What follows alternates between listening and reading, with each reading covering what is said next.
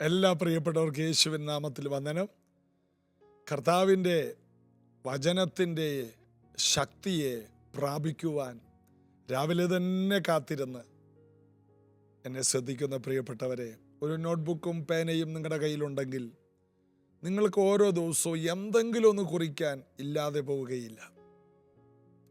ചില കാര്യങ്ങൾ ചില സമയത്ത് ബുദ്ധിമുട്ടായിരിക്കും, എന്നാൽ അത് അസാധ്യമാവുകയില്ല. ചില വിത്തുകളെ ശ്രദ്ധിച്ചിട്ടുണ്ടോ? ആ വിത്തുകൾ അതിൻ്റെ മുകളിൽ ചിലപ്പോൾ ഒരു പാറക്കല്ല് വന്ന് വീണ് കാണും. അതിന് മുളച്ച് ഭൂമിയിൽ പുറത്തേക്ക് വരാൻ അതൊരു വലിയ തടസ്സമാണ്. അതിന് നേരെ വളരാൻ കഴിയുന്നില്ല.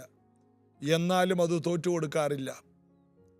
അതിൻ്റെ മേൽ വെള്ളം വീണ് കഴിഞ്ഞാൽ, അത് കുതിർന്നു കഴിഞ്ഞാൽ, അതിൻ്റെ വേര് താഴോട്ടിറക്കി ബലപ്പെട്ട ശേഷം മുകളിലോട്ട് ഒരു വലിയ പരിശ്രമം നടത്തും. എന്നിട്ട് ആ പാറയുടെ സൈഡിലൂടെ വളഞ്ഞ് തിരിഞ്ഞ് പുറത്തേക്ക് മണ്ണിൻ്റെ മുകളിലേക്ക് വരും. നമ്മളെയും മണ്ണൊക്കെ കിളക്കുമ്പോൾ ഇങ്ങനെയുള്ള കാഴ്ച കാണും. വളഞ്ഞ് തിരിഞ്ഞ് മുകളിലേക്ക് വന്ന് വളർന്നു നിൽക്കുന്നൊരു വൃക്ഷം. ചിലപ്പോൾ അതൊരു ബുദ്ധിമുട്ടാണ്, എങ്കിലും അതൊരു അസാധ്യമല്ല. ഇതെന്താണ് നമ്മോട് സംസാരിക്കുന്നത്? ചില കാര്യങ്ങൾ അസാധ്യമെന്ന് കരുതി വളരാൻ മടിക്കരുത്. വളർച്ചയ്ക്ക് സാധ്യത കിടപ്പുണ്ട്. വിത്തിനകത്ത് വളർച്ചയ്ക്ക് സാധ്യതയുണ്ട്. നമ്മിൽ ഉയർച്ചയുടെ സാധ്യത കിടപ്പുണ്ട്. ചില തടസ്സങ്ങൾ വന്നെന്ന് കരുതി വളരാൻ മടിക്കരുത്, ഉയരാൻ മടിക്കരുത്, കുതിക്കാൻ മടിക്കരുത്. വിജയത്തിൻ്റെ സാധ്യത വിത്തിൽ തന്നെ കിടക്കുന്നത് പോലെ നാം മുന്നോട്ട് പോകണം. പ്രകൃതി നമ്മെ പഠിപ്പിക്കുകയാണ്. ഇന്ന് ആരൊക്കെയോ ഏതൊക്കെയോ തടസ്സം വന്നു. ഞാനൊരു സ്റ്റെപ്പ് വെച്ചാണ്, അപ്പോൾ ഭാര്യ എതിരായി. ഞാൻ ചുവട് വെച്ചു, അപ്പോൾ മറ്റേയാളെതിരായി. ഞാനൊരു ചുവട് വെച്ചു, അപ്പോൾ ഇന്ന തടസ്സം വന്നു. എന്ത് തടസ്സം വന്നാലും നിന്റെ വിളിയിൽ നീ വളർന്നിരിക്കും. നിന്റെ മേൽ വളർച്ചയുടെ ഒരു തിരഞ്ഞെടുപ്പുണ്ട്. ആരെല്ലാം തടഞ്ഞാലും, ജോസഫേ, എന്തെല്ലാം തടങ്ങൽ പാറകൾ നിന്റെ മേലിട്ടാലും നീ ഒടുവിൽ മന്ത്രിയാകുമെന്ന പദവിയിൽ, അത് നിന്റെ വിളിയും തെരഞ്ഞെടുപ്പുമാണ്, നീ അവിടെ എത്തിയിരിക്കും. ദാവീദേ, ആരെല്ലാം ചേട്ടന്മാർ 7 പേരും നിന്റെ വിളിയെ തടഞ്ഞ് തടങ്ങൽ പാറ പോലെ ശമൂവേലിൻ്റെ മുമ്പിൽ നിന്നാലും ഒടുവിൽ നീ കാട്ടിൽ നിന്ന് വന്ന് നിനക്ക് വേണ്ടി വെച്ചിരിക്കുന്ന ഉയർച്ചയുടെ അഭിഷേകം നീ പ്രാപിച്ച്, ശൗലാകുന്ന പാറക്കല്ലുകൾ നിനക്ക് മീതെ എത്ര പ്രാവശ്യം വന്ന് വീണാലും, ആരെല്ലാം എതിർത്താലും, നീ അതിൻ്റെ ഇടയിലൂടെ വളർന്ന് നിന്റെ വിളിയാകുന്ന രാജകീയ സിംഹാസനത്തിൽ നീ എത്തിയിരിക്കും. നമ്മുടെ വിളിയാണ്. ആർക്കും അതിനെ തടയാൻ കഴിയില്ല. എന്തെല്ലാം പ്രശ്നം വന്നാലും നമ്മൾ ഉയർന്നിരിക്കും, നമ്മൾ വളർന്നിരിക്കും, നമ്മൾ പുരോഗതി പ്രാപിച്ചിരിക്കും. ഈ സന്ദേശം നിങ്ങളുടെ ജീവിതത്തിൽ വിജയമാകട്ടെ. നമുക്ക് റോമാലേഖനം 7-ാം അധ്യായത്തിലേക്ക് വരാം. 14-ാം വാക്യമാണല്ലോ നമ്മൾ ധ്യാനിച്ചത്. ന്യായപ്രമാണം ആത്മീകമെന്ന് നാം അറിയുന്നുവല്ലോ. ഞാനോ ജഡമയൻ, പാപത്തിന് ദാസനായി വിൽക്കപ്പെട്ടവൻ. കഴിഞ്ഞ ദിവസം ചിന്തിച്ചു, ജഡമയർക്ക് ന്യായപ്രമാണം ഒരു വലിയ പാറക്കല്ല് പോലെ നിൽക്കും. എന്നാൽ യേശു കർത്താവ് അതിനെ എടുത്ത് തോളിൽ വെച്ചു, അതിനെ നിവർത്തിയാക്കി. ന്യായപ്രമാണം വിശുദ്ധം, ദൈവം വെച്ച കൽപ്പനകൾ വിശുദ്ധം. പാലിക്കാൻ നമുക്ക് കഴിയില്ലെങ്കിലും കർത്താവ് അതിനു വേണ്ടി വില മുടക്കി. അടുത്ത വാക്യം, 15-ാം വാക്യം. ഞാൻ പ്രവർത്തിക്കുന്നത് ഞാൻ അറിയുന്നില്ല, ഞാൻ ഇച്ഛിക്കാത്ത അതിനെ അല്ല, പകയ്ക്കുന്നതിനെ അത്രേ ചെയ്യുന്നത്. ജഡമയൻ്റെ പ്രത്യേകത 14-ഉം 15-ഉം കൂട്ടി വായിക്കുമ്പോൾ, ഞാൻ പാപത്തിന് ദാസനായി വിൽക്കപ്പെട്ടവൻ, ഞാൻ ആഗ്രഹിക്കുന്നതൊന്നും എനിക്ക് പറ്റുന്നില്ല, ഞാൻ പ്രവർത്തിക്കുന്നത് മുഴുവൻ എനിക്ക് ഇഷ്ടമില്ലാത്തതാണ്. ഇന്ന് ഭൂമിയിൽ പാപം ചെയ്യുന്ന നല്ല പങ്കു ആൾക്കാരും അത് ഇഷ്ടമുണ്ടായിട്ട് ചെയ്യുന്നതല്ല, ചെയ്തു പോകുന്നതാണ്. ആരാണ് ഒരാളെ കൊല്ലാൻ ആഗ്രഹിക്കുന്നത്? ആരുമില്ല. ആരാണ് ചീത്ത വിളിക്കാൻ ആഗ്രഹിക്കുന്നത്? ആരുമില്ല. എന്നാൽ ചെയ്തു കഴിയുമ്പോൾ ഉണ്ടാകുന്ന കുറ്റബോധം ഉണ്ടെങ്കിൽ അതിൻ്റെ അർത്ഥം നമുക്കത് ഇഷ്ടമല്ലായിരുന്നു. ഒരു തെറ്റ് ചെയ്തു കഴിഞ്ഞല്ലോ, മാതാപിതാക്കളെ വഞ്ചിച്ചല്ലോ, സ്വന്തം ഭാര്യയെ വഞ്ചിച്ചല്ലോ, സ്വന്തം ഭർത്താവിനെ വഞ്ചിച്ചല്ലോ, മാതാപിതാക്കളെ വഞ്ചിച്ചല്ലോ, സഭയെ വഞ്ചിച്ചല്ലോ. ഒരു കുറ്റബോധം. ആ കുറ്റബോധം നിങ്ങൾക്കുണ്ടെങ്കിൽ നിങ്ങൾക്കൊരു സാധ്യത കിടപ്പുണ്ട്. ആ കുറ്റബോധം ഏറ്റുപറഞ്ഞുപേക്ഷിക്കുന്ന ഒരു പ്രവണതയിലേക്ക് നമ്മെ കൊണ്ടുവന്നാൽ കരുണയുടെ സാധ്യതകൾ തെളിയുകയാണ്. തങ്ങളുടെ ലംഘനങ്ങളെ മറച്ചു വെക്കുന്നവന് ശുഭം വരികയില്ല. അത് ഏറ്റുപറഞ്ഞുപേക്ഷിക്കുന്നവന് കരുണ ലഭിക്കും. രക്ഷയ്ക്കായി കാക്ഷിക്കുന്നവനെ ഞാൻ അതിലാക്കുമെന്ന്, കൃപയിലാക്കുമെന്ന് ഏറ്റുപറഞ്ഞുപേക്ഷിക്കുക.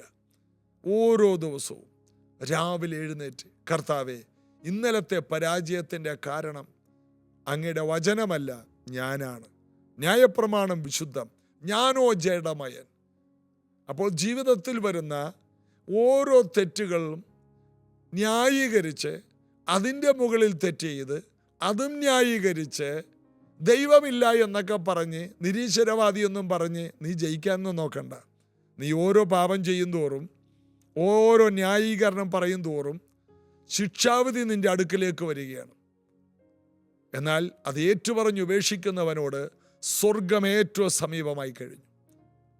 അത് ഏറ്റുപറഞ്ഞുപേക്ഷിക്കുക. കഴിഞ്ഞ ദിവസം ഞങ്ങൾ പഠിച്ചു, ചർച്ചിൽ ആ കാര്യം പഠിപ്പിക്കാൻ. ക്ഷമ ചോദിക്കുമ്പോൾ 3 കാര്യങ്ങൾ അതിലുണ്ടാകണം. എന്താണ്? ഒരാളോട് നമ്മൾ ക്ഷമ ചോദിക്കുമ്പോൾ അത് ദൈവത്തോട് ചോദിക്കുമ്പോൾ തന്നെ അത് പരിശീലിക്കണം. കർത്താവേ, എന്നോട് ക്ഷമിക്കണമേ, ഇതെൻ്റെ കുറ്റമാണ്, ഇതിൽ നിന്ന് എങ്ങനെ എനിക്ക് പുറത്തു വരാം, എന്നെ ഒന്ന് പഠിപ്പിച്ചു തരണേ. കർത്താവിൻ്റെ വചനം നമ്മെ പഠിപ്പിക്കും, കർത്താവ് നമ്മെ പഠിപ്പിക്കും. അപ്പോൾ ക്ഷമ ചോദിക്കൽ, എന്നോട് ക്ഷമിക്കണേ എന്ന് പറയരുത്. അത് മാത്രമല്ല, 3 കാര്യം. കർത്താവേ, എന്നോട് ക്ഷമിക്കണേ. 2, ഇത് എൻ്റെ കുറ്റമാണ്. 3, ഇതിൽ നിന്ന് എനിക്ക് എങ്ങനെ പുറത്തു വരാം. ഇത് തന്നെ നമ്മുടെ വീട്ടിൽ മാതാപിതാക്കളോട് കുഞ്ഞുങ്ങളെ ക്ഷമ ചോദിക്കുമ്പോൾ, അമ്മേ, അപ്പ, എന്നോട് ക്ഷമിക്കണം. 2, ഇത് എൻ്റെ കുറ്റമാണ്. 3, ഞാൻ എങ്ങനെയാണ് ഇതിനെ തിരുത്തേണ്ടത്? മാതാപിതാക്കളോട് ചോദിക്കും, മുതിർന്നവരോട് ചോദിക്കണം. ക്ഷമ ചോദിക്കുക എന്നുള്ളത് ഒറ്റ വാക്ക് മാത്രമല്ല, എക്സ്ക്യൂസ് മീ പറഞ്ഞു പോയാൽ പോരാ. അവിടെ നിന്ന് ക്ഷമ ചോദിച്ച്, ഇത് എൻ്റെ കുറ്റമാണ്, എങ്ങനെ ഞാനിതിൽ ക്രമീകരണം ചെയ്യണം എന്ന് മറ്റുള്ളവരോട് ചോദിക്കണം. എന്നാൽ മാത്രമേ നിരപ്പ് വരുന്നുള്ളൂ. ഒരു ഭാര്യ ഭർത്താവിനോടും ഭർത്താവ് ഭാര്യയോടും ഇങ്ങനെയൊന്ന് ചോദിച്ചു നോക്ക്, ആ പ്രശ്നം പിന്നീട് ഉണ്ടാകത്തില്ല. 3 കാര്യങ്ങൾ ക്ഷമ ചോദിക്കാൻ. ക്ഷമ ചോദിക്കണം, എൻ്റെ കുറ്റമാണ്, എങ്ങനെ ഞാനിതിൽ നിന്ന് പുറത്തു വരാം. ഈ 3 കാര്യങ്ങളെ നിങ്ങൾ പ്രാക്ടീസ് ചെയ്യണം. അതുകൊണ്ടാണ് ഞാൻ പ്രാരംഭത്തിൽ പറഞ്ഞത്, നിങ്ങൾക്കൊരു പേനയും പേപ്പറും കയ്യിലുണ്ടെങ്കിൽ നിങ്ങൾക്ക് അത് എഴുതിയെടുത്ത് പ്രാക്ടീസ് ചെയ്യാം. ജീസസ് അവരിടയിൽ കേൾക്കുന്നതെല്ലാം പ്രാക്ടിക്കലാക്കാൻ കഴിയുന്ന കാര്യമാണ്. 1000 വർഷങ്ങൾക്ക് ശേഷം നടക്കാനുള്ള കാര്യമല്ല പറയുന്നത്, ഇന്നലത്തെ കാര്യവുമല്ല പറയുന്നത്, ഇന്നെന്ത് ചെയ്യാം. അതുകൊണ്ട് നിങ്ങൾക്ക് ഈ ചെറിയ പ്രാർത്ഥനാ കൂട്ടായ്മ വിജയത്തിലേക്ക് കുതിച്ചുയരാനുള്ള ഓരോ ചുവടുകളായിരിക്കും. ഞാൻ നിങ്ങൾക്ക് ഉറപ്പ് തരുന്നു. അതുകൊണ്ട് മറ്റുള്ളവർക്കും ജീസസ് എവരിഡേ ഷെയർ ചെയ്ത് അവരെയും കൂടി പല ചതിക്കുഴിയിൽ നിന്നും രക്ഷപ്പെടുത്താൻ ശ്രമിക്കണം. അപ്പം ഇവിടെ നമ്മൾ വായിച്ചത്, ഞാൻ പ്രവർത്തിക്കുന്നത് ഞാൻ അറിയുന്നില്ല. ചില സമയത്ത് നമ്മൾ ഈ ദേഷ്യപ്പെടുമ്പോൾ നമ്മൾ അറിയുന്നില്ല, നമ്മൾ ആ വീട്ടിൽ ഭയങ്കര പ്രശ്നം ഉണ്ടാക്കിയും ഒത്തിരി പേർക്ക് മുറിവുണ്ടാക്കിയാണ്. ഒരമ്മ ദേഷ്യപ്പെടുമ്പോൾ അമ്മയുടെ മനസ്സിൽ എന്താണെന്നറിയാം, ഞാൻ പറയുന്നത് ശരിയാണ്, ഞാൻ അമ്മയാണ്, എനിക്ക് കോപിക്കാം, ഞാൻ പറയുന്നതെല്ലാം കറക്റ്റാണ്, ഞാൻ കാണിക്കുന്നതെല്ലാം കൃത്യമാണ്, ഞാൻ പ്രവർത്തിക്കുന്നത് ഞാൻ അറിയുന്നില്ല. ഇതുപോലെ തന്നെ ഭർത്താവ് അപ്പനെന്ന നിലയിൽ ഭയങ്കരമായിട്ട് ഷൗട്ട് ചെയ്യും, ഭയങ്കര വിപ്ലവമൊക്കെ ഉണ്ടാക്കും, ഭയങ്കരമായിട്ട് പെരുമാറ്റം. എന്നിട്ട് പറയുന്നത്, ഞാനാണ് ഈ കുടുംബം നോക്കുന്നത്, അതുകൊണ്ട് എനിക്കിതെല്ലാം ചെയ്യാം. എന്തോരം ദോഷമാണ് ആ പിതാവ് അവിടെ ചെയ്യുന്നത്. ഒത്തിരി മുറിവുകൾ ഉണ്ടാക്കുകയാണ്. ആരെങ്കിലും മുറിവ് ഉണക്കുന്നുണ്ടോ? അതില്ല. എന്നിട്ട് വൈകിട്ട് വരുമ്പോൾ കുറച്ച് ലഡു മേടിച്ചു കൊണ്ടുവന്ന് കൊടുക്കും. അതുകൊണ്ട് തീരില്ല, മുറിവുകൾ വർദ്ധിക്കുകയാണ്. അതിനെ വാക്കുകൾ കൊണ്ട് പറഞ്ഞത് വാക്കുകൾ കൊണ്ട് ക്രമീകരിക്കണം. ശരീരം കൊണ്ട് ചെയ്തത് ചിലപ്പോൾ കാല് പിടിച്ച് ക്ഷമ ചോദിച്ച് ശരീരം കൊണ്ട് തന്നെ ക്രമീകരിക്കണം. അങ്ങനെ നമ്മൾ ശീലിക്കണം. ക്ഷമ ചോദിക്കണം. ക്ഷമ ചോദിച്ചേ മതിയാവൂ. അത് എങ്ങനെ ക്ഷമ ചോദിക്കണം, അത് നമ്മൾ പ്രാക്ടീസ് ചെയ്യണം. നമ്മൾ വായിച്ചത്, ഞാൻ പ്രവർത്തിക്കുന്നത് ഞാൻ അറിയുന്നില്ല, എൻ്റെ ആഗ്രഹം ഞാൻ ഇച്ഛിക്കുന്നതിനെ അല്ല പകയ്ക്കുന്നതിനെ ചെയ്യുന്നു. എനിക്കിഷ്ടമല്ല ദേഷ്യം, എനിക്കിഷ്ടമല്ല വഴക്ക് കൂടുന്നത്, എന്നാലും ഞാൻ ചെയ്തു പോകുന്നു. ഇത് നമ്മുടെ ശരീരത്തിൽ അങ്ങനൊരു ജഡമയത്വം കിടപ്പുണ്ട്. രക്ഷിക്കപ്പെട്ട് സ്നാനപ്പെട്ട് അഭിഷേകം പ്രാപിച്ച് മുന്നോട്ട് പോകുന്നവർക്ക് ഇതുണ്ട്. അത് നാം തിരിച്ചറിയണം. എല്ലാവരിലുമുണ്ട്. ചിലരതിനെ ജയിച്ചു. ഒരിക്കൽ ബില്ലി ഗ്രഹാം അദ്ദേഹത്തിൻ്റെ ഭാര്യയെ, ബില്ലി ഗ്രഹാമിനെ നമുക്കറിയാം, ലോകത്തിലെ ഏറ്റവും വലിയ ദൈവദാസനാണ്. അദ്ദേഹം ഒരു സ്ഥലത്ത് പോയി പ്രസംഗിച്ച് തിരിച്ചു വരുമ്പോൾ അഴുക്കായ പെട്ടി, ബാഗ്, സൂട്ട് കേസ് വീട്ടിലോട്ട് വന്നിട്ട് ഭാര്യയോടൊന്ന് വർത്തമാനം പറയുമ്പോൾ ഭാര്യ ഒരു ചായ കൊടുക്കും. ആ പഴയ ബാഗ് കൊടുത്തിട്ട് കുളിച്ചൊരുങ്ങി അടുത്ത ആ ഭാര്യ കൊടുത്ത പുതിയ ഭാര്യ തേച്ച് മടക്കി വെച്ച സൂട്ട് കേസുമായിട്ട് അടുത്ത സ്ഥലത്തോട്ട് പോകും. 15-20 മിനിറ്റാണ് ബില്ലി ഗ്രഹാം വീട്ടിൽ നിൽക്കുന്നത്. ഭാര്യയാണ് ഈ കുഞ്ഞുങ്ങളെല്ലാം വളർത്തുന്നത്. അപ്പോൾ ഭാര്യയോട് ഒരിക്കൽ ഇൻ്റർവ്യൂവിൽ ചോദിച്ചു, നിങ്ങളുടെ വിജയത്തിൻ്റെ രഹസ്യം എന്താണ്? ഇത്രയും വലിയ ഒരു ദൈവദാസൻ, ലോകപ്രസിദ്ധനായ ദൈവദാസൻ്റെ ഭാര്യയായി ജീവിച്ചില്ലേ, എങ്ങനെയാണ് ഈ വിജയം? അദ്ദേഹത്തോട് വീട്ടിലൊക്കെ വരാതിരിക്കുമ്പോൾ എന്തെങ്കിലും വിഷമം തോന്നിയിട്ടുണ്ടോ? അപ്പോൾ അതിനൊറ്റ വാക്കാണ് ബില്ലി ഗ്രഹാമിൻ്റെ ഭാര്യ പറഞ്ഞത്, എനിക്ക് വെടിവെച്ചു കൊല്ലാൻ തോന്നിയിട്ടുണ്ട്. ചരിത്ര പ്രസിദ്ധമായ വാക്കാണ്. പരസ്യമായി പറഞ്ഞാണ്, എൻ്റെ ഭർത്താവിനെ വെടിവെച്ചു കൊല്ലാൻ തോന്നിയിട്ടുണ്ട്, എന്നാൽ ഞാൻ പ്രാർത്ഥനയിൽ അതിനെ സഹിച്ചു. എന്നാൽ നമുക്കറിയാം, ബെന്നിഹിൻ എന്ന ദൈവദാസൻ്റെ ഭാര്യ ഒരു പ്രാവശ്യം മടങ്ങിപ്പോയി, വിവാഹമോചനം നടത്തി. റീനാഡ് ബോംഗെ പോലെയുള്ള ദൈവദാസന്മാരെ കൂടി വീണ്ടും അവരെ തമ്മിൽ കല്യാണം കഴിപ്പിച്ചു. ഇപ്പോഴും പിരിഞ്ഞു പോയെന്ന് ആരോ പറയുന്നു. നേരാണോ എന്ന് അറിയില്ല, ചില വാർത്തകളാണ്. എന്തുകൊണ്ട് ആ പ്രിയപ്പെട്ടവൾക്ക് സഹിക്കാനും ഒരു ദൈവദാസൻ്റെ തിരക്ക് മനസ്സിലാക്കി അതിനെ ഏറ്റെടുക്കാനും ശക്തിയില്ലാതെ പോയതായിരിക്കാം എന്ന് ഞാൻ വിചാരിക്കുന്നു. ഞാൻ വിമർശിക്കുകയല്ല, ചില സത്യങ്ങൾ ചൂണ്ടിക്കാണിക്കുകയാണ്. 2 ഭാര്യമാരെ ഞാൻ കാണിച്ചതാണ്, ബില്ലി ഗ്രഹാമിൻ്റെ ഭാര്യയും ബെന്നിഹിനിൻ്റെ ഭാര്യയും. ആരെയും നമുക്ക് വിമർശിക്കാൻ അനുവാദമില്ല. ഞാൻ അതിനെക്കുറിച്ച് ചിന്തിച്ചു. ഒരുപക്ഷെ ബെന്നിഹിൻ എന്ന വിലപ്പെട്ട ദൈവദാസൻ്റെ ഭാര്യ, അവർക്ക് താങ്ങാൻ കഴിഞ്ഞില്ല ഈ തിരക്കും. ഒരു വീട്ടമ്മ എന്ന നിലയിൽ, ഒരു ഭാര്യ എന്ന നിലയിൽ അവർക്ക് ലഭിക്കേണ്ട പല പരിഗണനകളും ലഭിക്കാതെ വന്നപ്പോൾ വിഷമിച്ച് മാറിയതായിരിക്കാം. നമുക്ക് പറയാൻ കഴിയില്ല. ചിലർക്ക് സഹിക്കുവാൻ ദൈവകൃപ അവർ കൂടുതൽ പ്രാപിച്ചെടുക്കും. ചിലർ ജഡത്തിൽ തന്നെ, കൂടുതൽ ആത്മീയമായിട്ട് വരാതെ ജഡത്തിൽ തന്നെ പോകും. അതുകൊണ്ട് എത്രയോ ദൈവദാസന്മാരുടെ കുടുംബജീവിതം തകർന്നുപോയി. എത്രയോ പേർ വിശ്വാസ പോർക്കളത്തിൽ പട്ടുപോയി. അതുകൊണ്ട് ജഡമയത്തെ ഓവർകം ചെയ്യാനുള്ള ശക്തി ഉപവാസവും പ്രാർത്ഥനയും നിരന്തരമായ വചന പഠനവും തീരുമാനശേഷിയും കൊണ്ട് നമുക്ക് കുതിച്ചുയരാൻ കഴിയും. അതിൻ്റെ ഇടയിൽ വരുന്ന പാറക്കല്ലുകളെയെല്ലാം ഓവർകം ചെയ്ത് ഒരു വിത്ത് വളർന്ന് വലിയ വൃക്ഷമാകുന്നത് പോലെ, എത്ര കടുപ്പമേറിയ മണ്ണിൻ്റെ മുകളിലും ഈ ചെടി ഉയർന്നു വരുന്നത് പോലെ, പിന്നത്തേതിൽ വലിയ വൃക്ഷമാകുന്നത് പോലെ നമുക്ക് കുതിച്ചുയരാൻ കഴിയും. അസാധ്യതകൾ ഒത്തിരി ഉണ്ടാകും, എന്നാൽ ഇമ്പോസിബിൾ അല്ല. അറിയുക, വിജയിക്കുക, കർത്താവിൽ ബലപ്പെടുക, പ്രാർത്ഥിക്കാം. യേശുവേ, ബില്ലി ഗ്രഹാമിൻ്റെ ഭാര്യ ചെയ്തതുപോലെ അസാധ്യതകളും കഠിനമായ സാഹചര്യങ്ങളും ഓവർകം ചെയ്തതുപോലെ ഞങ്ങൾക്കും ആ നല്ല കൃപ തരണമേ. ബെന്നിഹിനിൻ്റെ ഭാര്യയെ ഞങ്ങൾ അനുഗ്രഹിക്കുന്നു.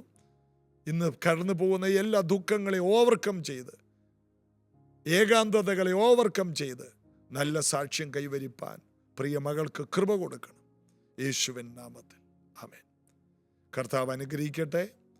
നല്ല ചിന്തകളെ ഏറ്റെടുത്ത് നല്ലതിനെ മുറുകെ പിടിച്ച് ബലമുള്ള, കാതലായ, ആഴമേറിയ, മൂല്യമേറിയ ജീവിതം നയിപ്പാൻ ജീസസ് എവരിഡേ നിങ്ങൾക്ക് പ്രയോജനപ്പെടട്ടെ. ഈ സന്ദേശങ്ങൾ നിങ്ങൾക്ക് പ്രയോജനം ചെയ്തെങ്കിൽ പുതുതായി കേട്ടവർ സബ്സ്ക്രൈബ് ചെയ്യാൻ മറക്കരുത്. ഞങ്ങളെ പ്രോത്സാഹിപ്പിക്കുവാൻ വേണ്ടി മറ്റുള്ളവർക്ക് അയക്കുക. ഒത്തിരി പേർ, ആയിരങ്ങൾ ഇത് കാണട്ടെ. 10,000-കണക്കിന് മലയാളികൾക്ക് ഇത് പ്രയോജനമാകട്ടെ. നിങ്ങളുടെ പ്രോത്സാഹനമായി ഞങ്ങളോ ഇത് അറിയിക്കണം. ഞങ്ങൾക്ക് കൈത്താങ്ങൽ തരണം. God bless you. യോഗ്യൻ നീ യേശുവേ, സ്തുതികൾക്ക് യോഗ്യൻ നീ, യോഗ്യൻ നീ,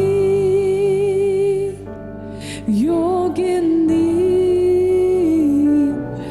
ദൈവ കുഞ്ഞാടേ നീ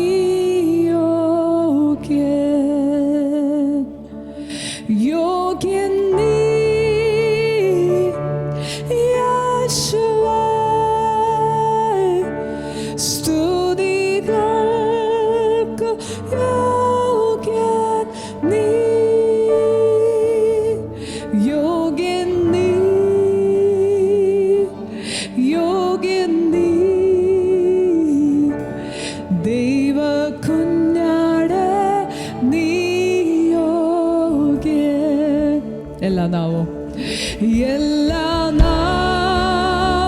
വാഴ്ത്തി പാടും. ആരാധ്യനാം യേശുവേ, എല്ലാ നാവും വാഴ്ത്തി പാടും. ആരാധ്യനാം യേശുവേ, സ്തോത്രയാഗം അർപ്പിച്ചെന്നു അങ്ങേ വാഴ്ത്തി സ്തുതിച്ചിടുന്നു. സ്തോത്രയാഗം അർപ്പിച്ചെന്നു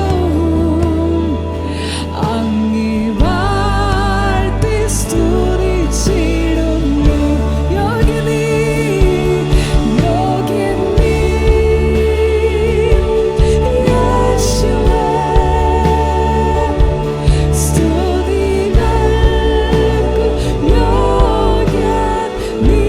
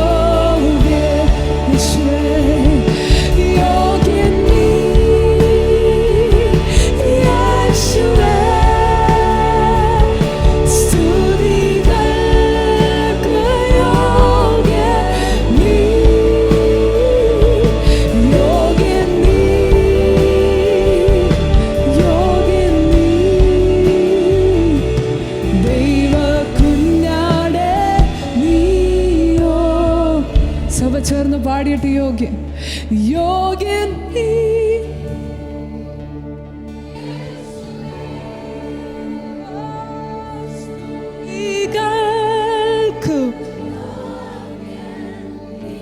യോഗ്യനേ യോഗ്യൻ നീ യോഗ്യൻ നീ ദൈവ കുഞ്ഞ്